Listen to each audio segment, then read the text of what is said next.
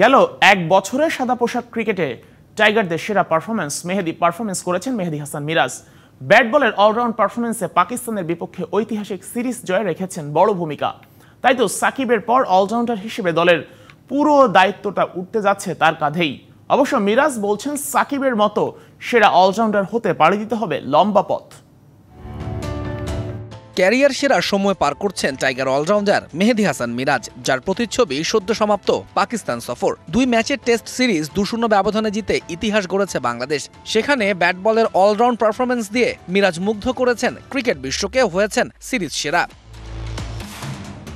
ক্যারিয়ারের গোধূলি লগ্নে দেশ সেরা অলরাউন্ডার সাকিব আল হাসান। তার অবসরের পর অলরাউন্ডারের গুরু দায়িত্বটা উঠবে মিরাজের কাঁধেই। তবে মিরাজ বলছেন সাকিবের মতো সেরা হতে পাড়ি দিতে হবে লম্বা পথ।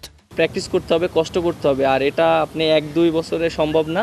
এটা লং টাইম ধরে ভালো খেলতে হবে। যদি আমি ইনশাল্লাহ যেভাবে চলছে এটা যদি লং টাইম ধরে রাখতে পারি, তাহলে ইনশাল্লাহ একদিন আশা করি যে অলরাউন্ডার হতে পারবো।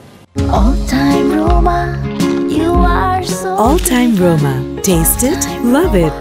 পাকিস্তানের বিপক্ষে 2 টেস্টে গুরুত্বপূর্ণ সময়ে হেসেছে মিরাজের ব্যাট। প্রথম টেস্টে 1 ইনিংস ব্যাট করার সুযোগ পেয়ে তুলেছেন 77 রান। দ্বিতীয় টেস্টে 26 রানে 6 উইকেট হারানো দলকে টেনে তুলেছেন খাদের কিনারা থেকে, খেলেছেন 78 রানের ইনিংস।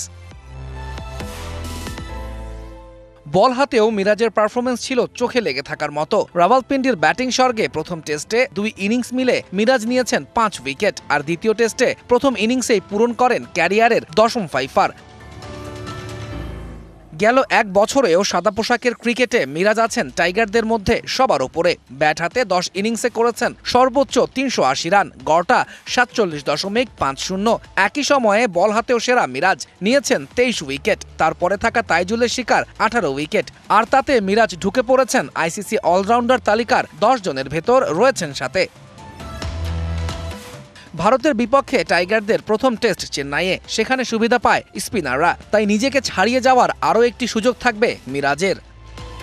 তৌহিদুল ইসলাম, ডিবিসি নিউজ ডেস্ক।